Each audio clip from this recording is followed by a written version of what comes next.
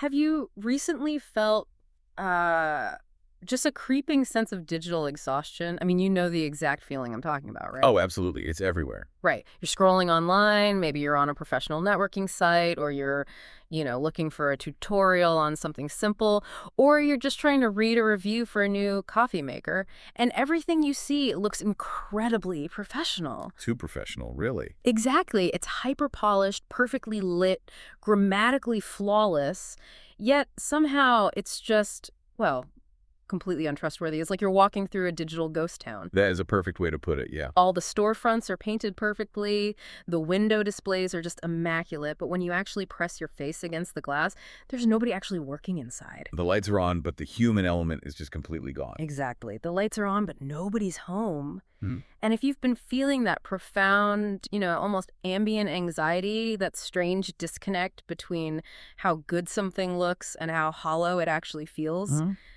I promise you, you aren't alone. It is actually the defining psychological condition of the modern internet. I mean, we are navigating an ecosystem where the traditional signals of quality, the things we used to rely on to tell us if something was real or valuable, have been entirely decoupled from actual reality. They don't mean anything anymore. Right, they just don't. A slick website used to mean a company actually had resources, and infrastructure. A well-written article meant someone spent years studying a topic. Because it was hard to make those things. Exactly. It took friction. Now, those exact same signals can be generated in 3 seconds by an algorithm. So we are constantly absorbing this synthetic information, but psychologically we are starving for certainty. We're starving for proof. And that hunger, that deep need to separate the real from the completely manufactured is exactly why we are here today. Because what if I told you there's an actual documented science to this illusion? A literal anatomy of the fake. Yes. Today, we are embarking on a massive deep dive into a newly compiled, just incredibly dense archive called the Semvanski Labs Research Directory. It's a staggering piece of work. It really is. It was published on July 24th, 2026 by researcher Muawia Mahmoud. And let me tell you, calling this a directory is honestly underselling it. It is a survival roadmap. Yeah, directory makes it sound like a phone book, and it is so much more than that. Totally. It's a complete archive of 38 independent investigations that completely deconstructs how our trust is being hacked, how platforms are manipulating our behavior, and most importantly, how we can actually fight back. And the scope of what Mahmoud has put together here, it's staggering. He hasn't just looked at one specific problem, like, say, fake news or email spam. He has mapped the entire systemic architecture of the modern web. The whole ecosystem. Right. And there's a core thesis, a spine that kind of runs through all 38 of these investigations, which is this: in our current era, visibility can be entirely manufactured, but trust must be demonstrated through verifiable evidence. Let's really pull that apart for a second.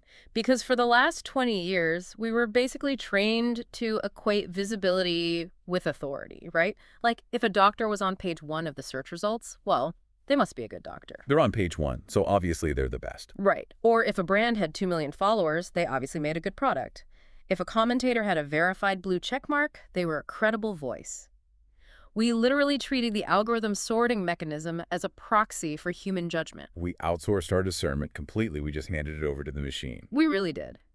But what this archive argues, and I mean meticulously proves, is that algorithmic manipulation and generative AI have made visibility incredibly cheap. It's a mass-produced commodity now. You can buy it in bulk. Exactly. You can buy the appearance of being an industry titan for a few dollars. So when visibility is no longer a scarce resource, it loses all its value as a metric of trust. The only remaining currency of trust is verifiable evidence. Like actual proof. Yes, actual, undeniable proof of work, capability, and lived experience. And that changes everything, doesn't it? I mean, it changes how you browse, how you buy, how you hire, how you learn. So if anyone can just fake this credibility with AI, we need to understand how the illusion is actually built. Let's look at the architecture of what the research calls cosmetic authority. Right. Cosmetic authority. It's a great term. Because the fraud of today, it doesn't look anything like the fraud of 10 years ago. Not at all. I mean, we are far removed from the poorly spelled emails from fake princes asking for wire transfers, The classic spam. Right. Modern digital fraud operations rely on highly sophisticated behavioral engineering.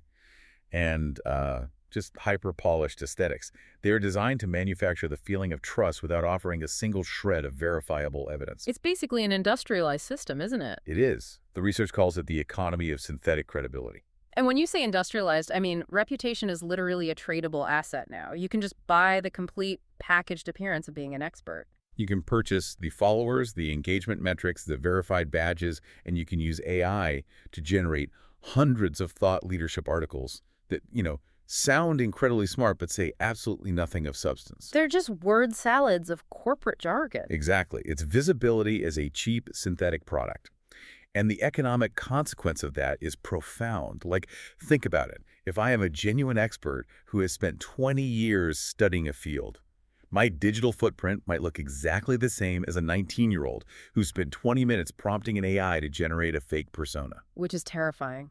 And that brings us to one of my absolute favorite concepts in the entire archive, the tomato sauce paradox. Oh, this is such a brilliant way to explain it. It really perfectly explains the tidal wave of what the internet now calls SEO slop.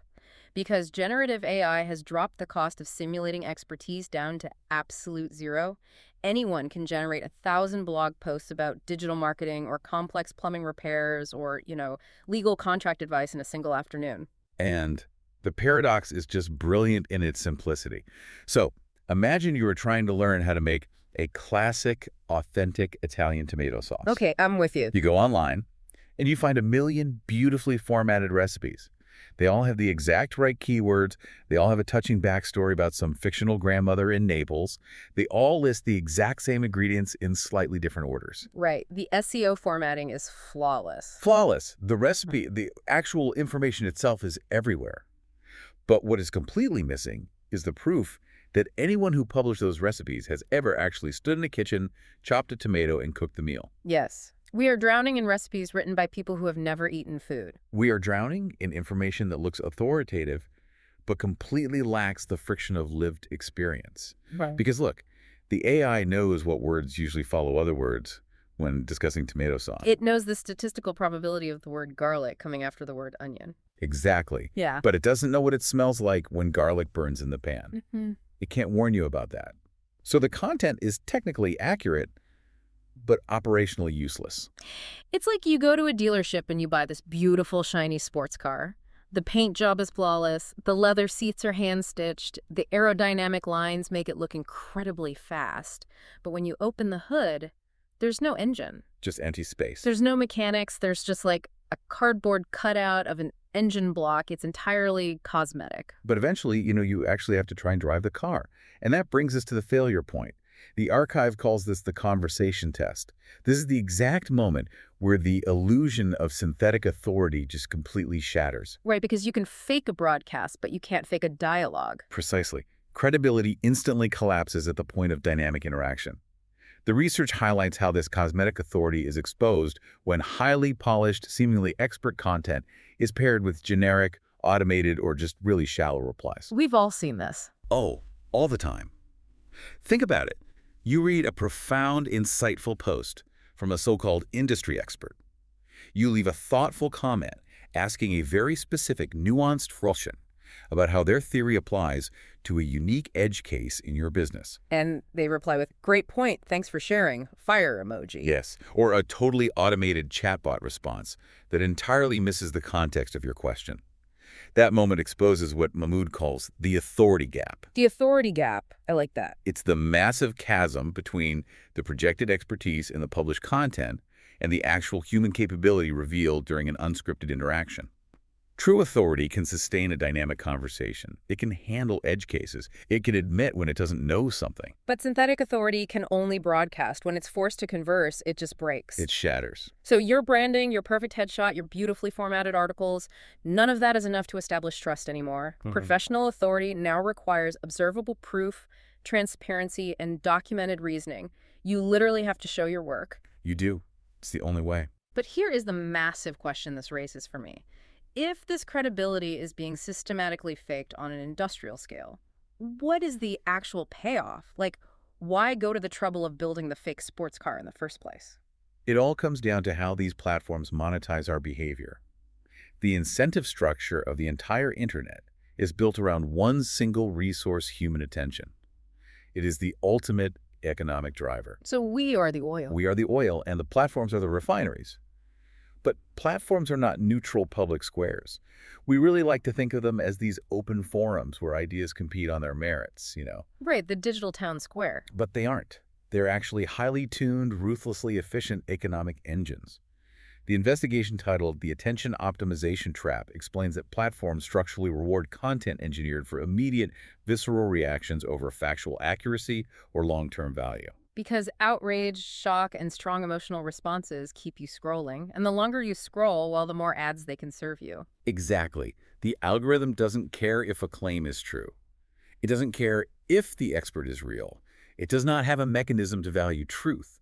It only has a mechanism to value engagement.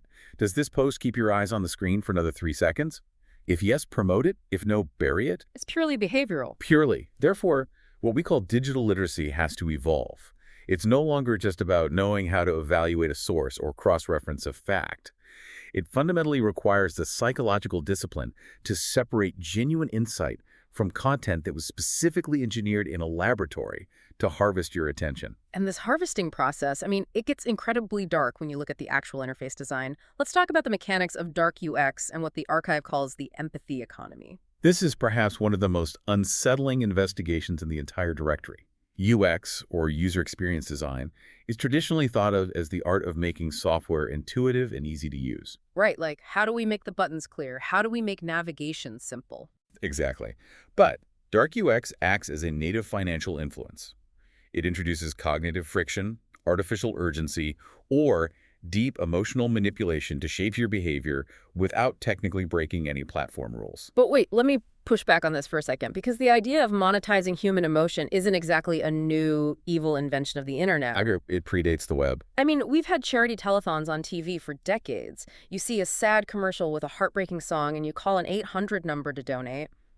How is this empathy economy on a live stream any different from a traditional emotional appeal? Aren't we just doing the exact same thing on a different screen?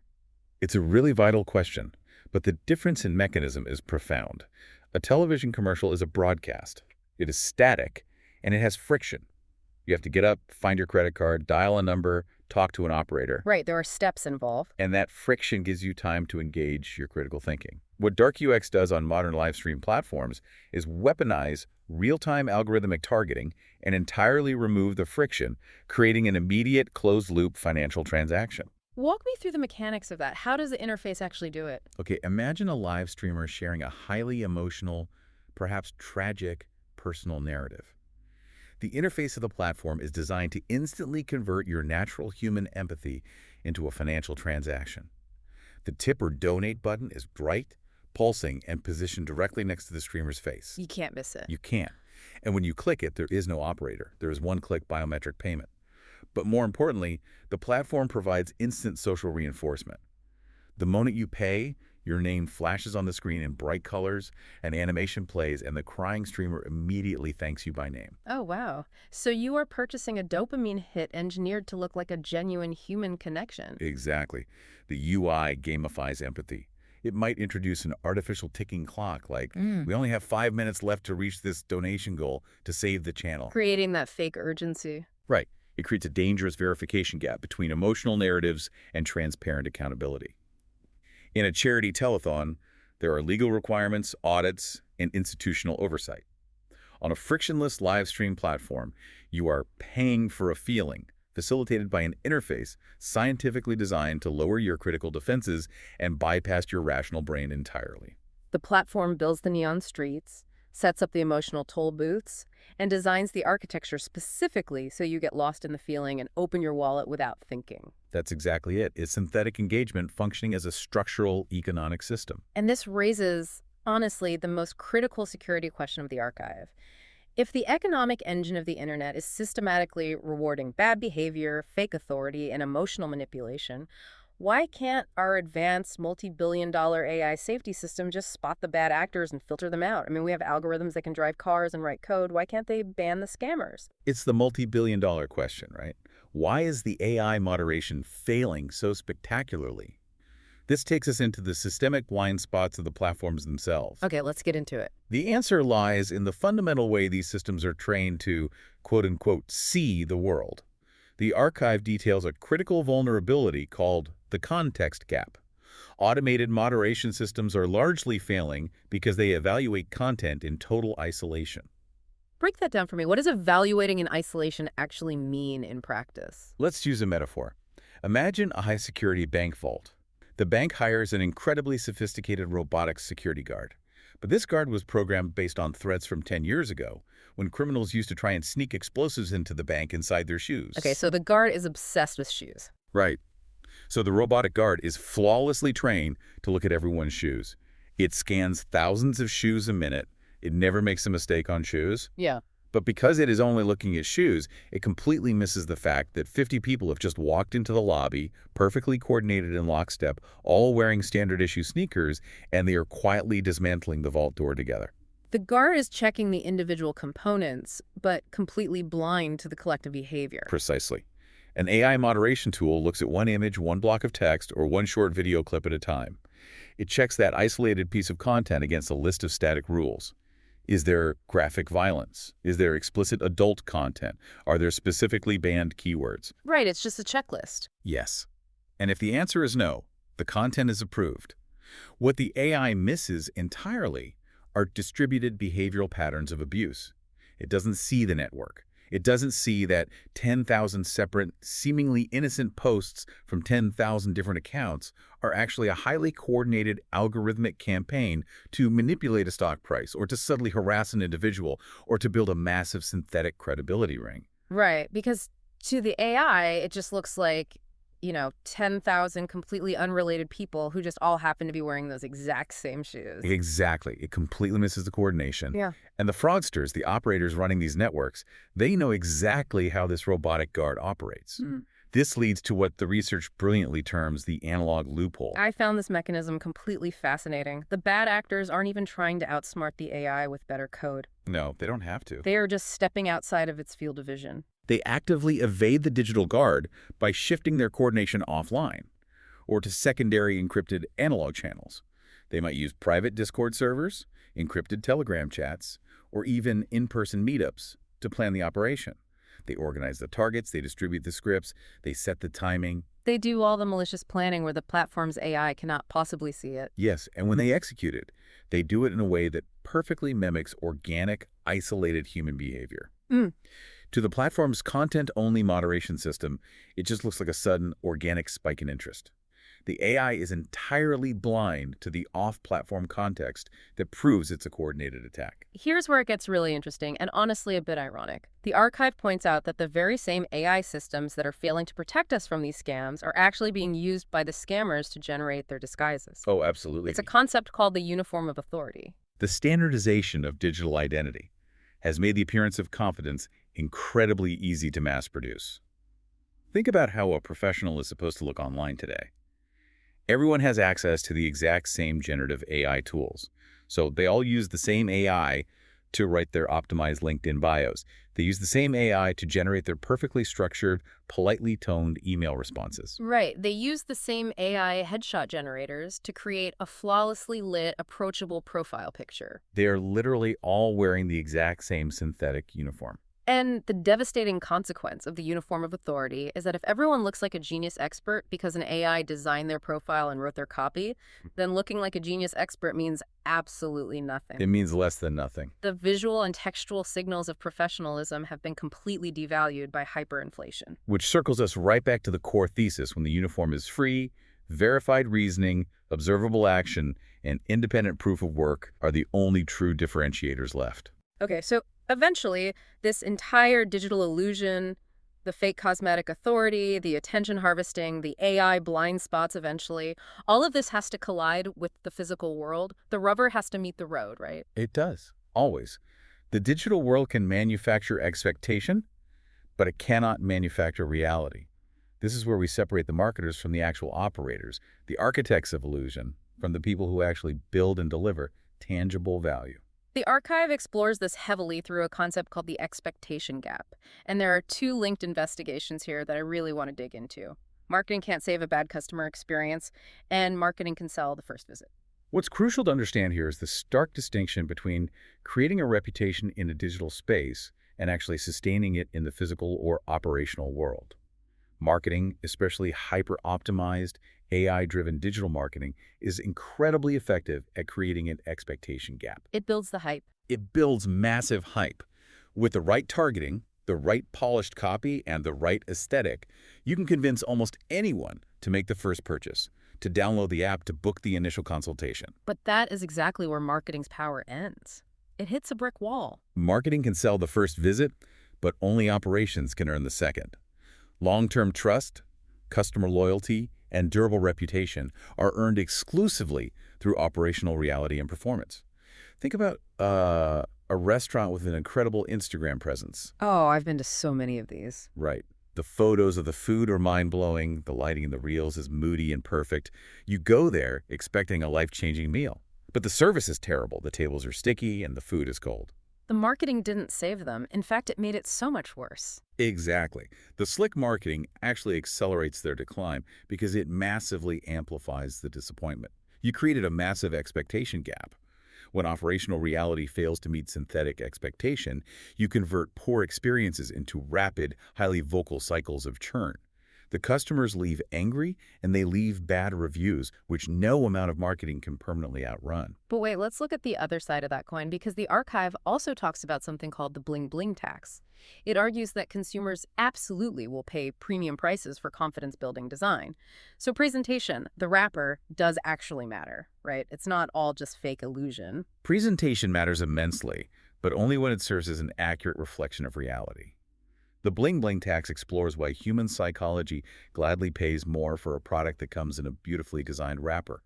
The presentation builds confidence. It signals care, attention to detail, and quality. So if a company spent the resources to make the packaging perfect, we subconsciously assume they spent the resources to make the product perfect. Correct. So pricing power emerges when the utility of the product, the trust in the brand, and the physical packaging are all perfectly aligned. I see. So the danger, the systemic fraud, is when you only have the packaging, when you are taxing the consumer for the bling but delivering a totally hollow core. Precisely. You're charging a premium for an illusion. Okay, I want to challenge another premise here. We've been talking a lot about how these AI tools, these sleek interfaces, and this lack of friction are being used for deception or creating hollow experiences. But on a societal level, doesn't all this sleek design and our ability to use hundreds of AI productivity tools actually make us vastly more productive, more efficient, and smarter? I mean, we have all the knowledge in the world just one click away. It's a very common assumption, but the research strongly, fundamentally refutes it. In fact, it addresses this exact paradox in two separate investigations: the productivity hoarding economy and the frictionless society. Let's look at productivity hoarding first. Yes, let's unpack that, because I definitely have 50 bookmark AI prompts that I swear I'm going to use to change my life. And that right there is the illusion of productivity. We are living in an era where we accumulate endless AI applications, browser extensions, automated workflows, and template libraries. We hoard these tools, but saving a tool is not the same as doing the work. No, but it just feels like it. It creates immense psychological satisfaction. Our brains actually release dopamine when we organize our digital workspace or download a new productivity app. We feel productive because we are preparing to be productive. Wow. But true productivity, actual output, requires the discipline to filter out the noise, to verify your methods, and to master a few essential tools deeply. So we are hoarding all this potential energy, building these massive digital arsenals of tools, but we are never actually converting it into kinetic energy. We never execute. Beautifully put. And this connects directly to the profound danger of the frictionless society. For the last decade, tech companies have spent billions of dollars actively removing every single ounce of friction from our digital lives. One-click buying, infinite scroll, biometric logins, instant summaries from AI. Again, playing devil's advocate here, why is that bad? If I want an answer, getting it in 0 seconds is definitely better than getting it in 10 minutes, right? Because the systematic removal of friction is actually destroying human patience, deep learning, and cognitive resilience. Think about how learning actually happens in the human brain. Friction is the catalyst for learning. How so? When you struggle to find an answer, when you have to read 3 different books and synthesize conflicting information, you develop research skills. You develop a framework for critical thinking. When a process takes time and effort, you develop patience and strategic planning. The struggle is what builds the neural pathway. Exactly. If everything is instant, if every answer is immediately provided in a pre-digested summary, you weaken your cognitive muscles. You lose the ability to sit with a complex, frustrating problem.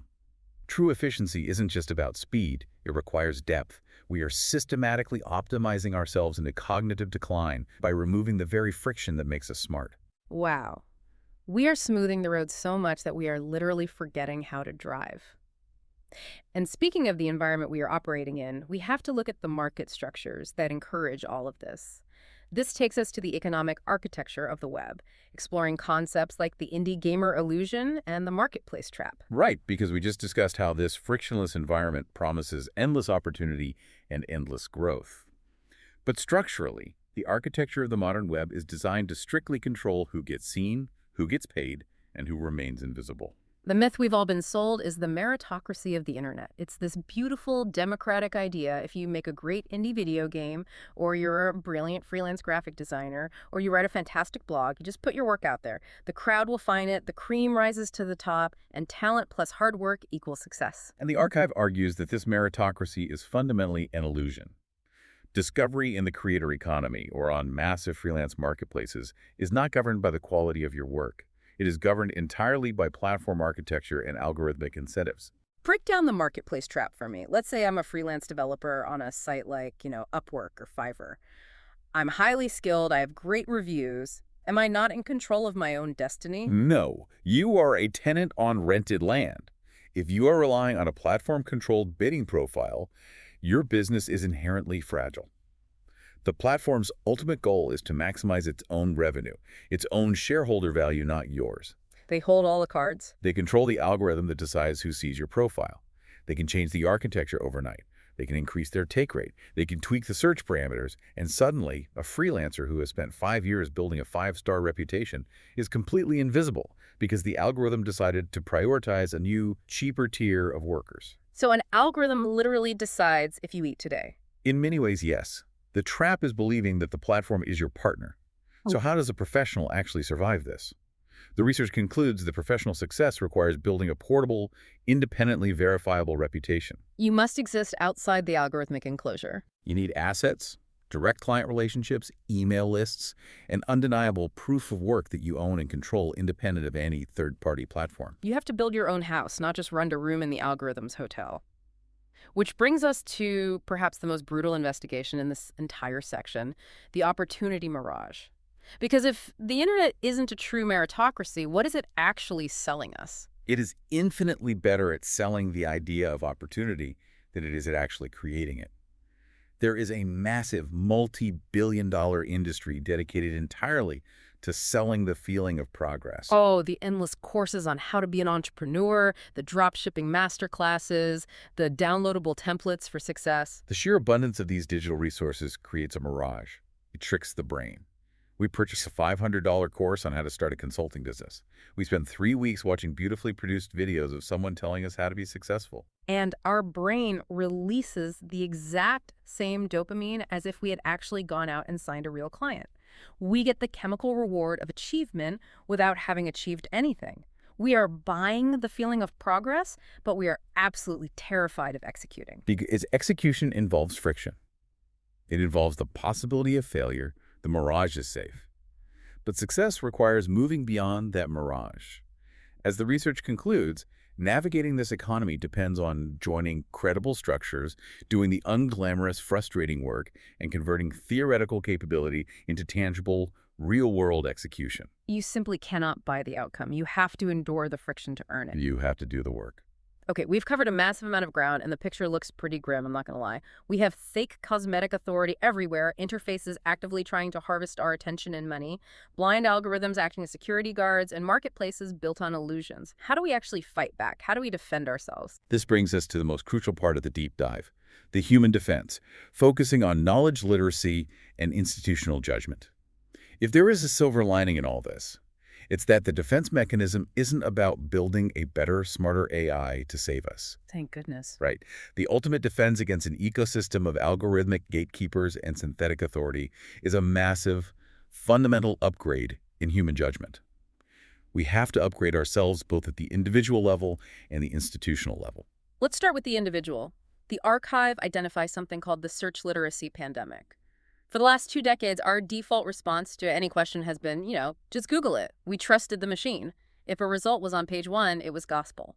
The archive argues that page one is now an algorithmic trap. The greatest crisis in modern search isn't just that the results are filled with the AI SEO slop we discussed earlier with the tomato sauce paradox. The deeper, more insidious crisis is the rapid decline in user evaluation skills. Search literacy is no longer just the ability to type the right keywords into a box. It is a critical operational competency. What does that competency actually look like in practice, though? It means you must possess systematic internal methods to evaluate sources. You have to understand how to trace a claim back to its primary origin. You have to cross-reference information across entirely different mediums. You cannot simply accept the first summary provided to you. But that is exactly what the platforms are pushing us to do. AI is now stepping in to do that exact evaluation for us. The archive introduces a concept called the algorithmic referee, which honestly feels like a massive shift in how humanity interacts with information. It is a profound shift. AI is no longer just generating the content on the web. It is actively becoming the new layer of judgment between humans and that information. Think about AI-generated search summaries at the top of your screen or highly personalized recommendation feeds. The AI is reading the entire internet, summarizing it, and telling you what it thinks you need to know. It is literally acting as the referee of reality. Exactly. The battleground for visibility has completely shifted. It used to be about optimizing your website to rank high in a search engine. Now, it is about optimizing your information so that the algorithmic referee includes you in its summary. But if we blindly trust this referee, if we accept its summaries without question, we completely surrender our own capacity for critical judgment. Which begs the question, how do we evaluate the tools themselves? If AI is the referee, how do we judge the referee?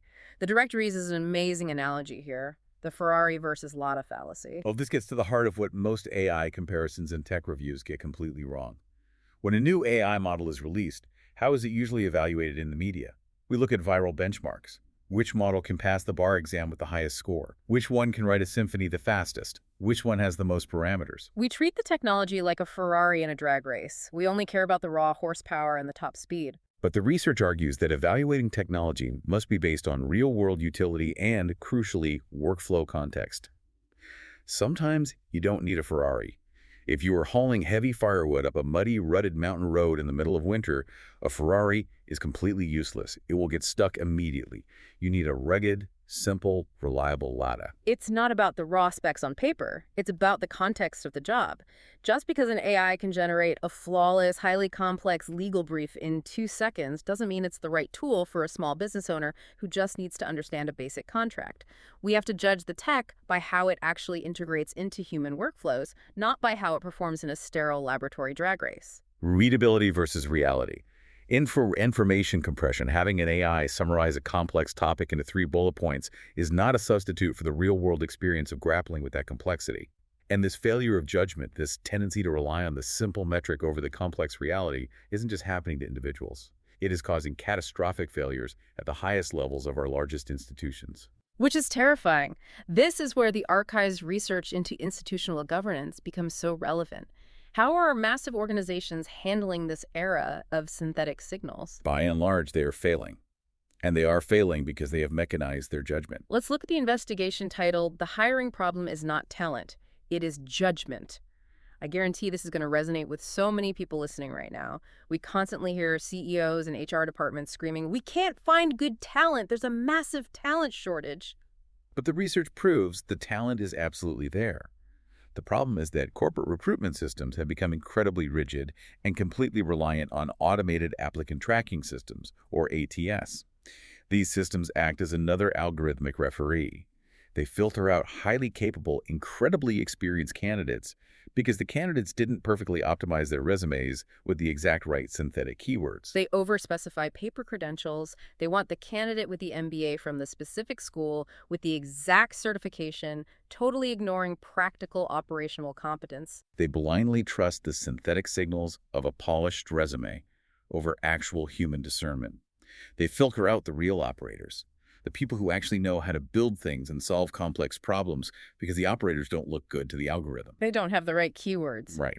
Meanwhile, they hire the candidate who spent 40 hours using AI to perfectly SEO optimize their cover letter, but who possesses absolutely zero real-world resilience. They are using the wrong metric, as another investigation title puts it, and this failure of institutional judgment scales up to impact entire societies. The archive touches on these macro-level failures. Let's talk about the unwritten compromise regarding tax systems. This is a perfect example of institutional systems failing due to data complexity. The investigation looks at how complex tax systems, particularly value-added tax or VAT evasion, thrives not because the laws don't exist, but because the administrative friction is too high. What do you mean? Institutions lack the analytical capacity and the holistic judgment to converge multiple massive data sets. They look at isolated metrics, just like the AI security guard looking at the shoes, and they completely miss the massive systemic evasion happening right in front of them. And this extends to the physical world, too. The investigation into the hollow city effect is a brilliant piece of urban analysis that perfectly mirrors the digital problems we've been discussing. It shows how centralized, mall-first urban planning is actively killing the microeconomic resilience of traditional high streets. For decades, urban planners looked at a very simple, rigid, metric, concentrated retail space equals economic efficiency. Build a massive mega mall outside of town, and you maximize commerce.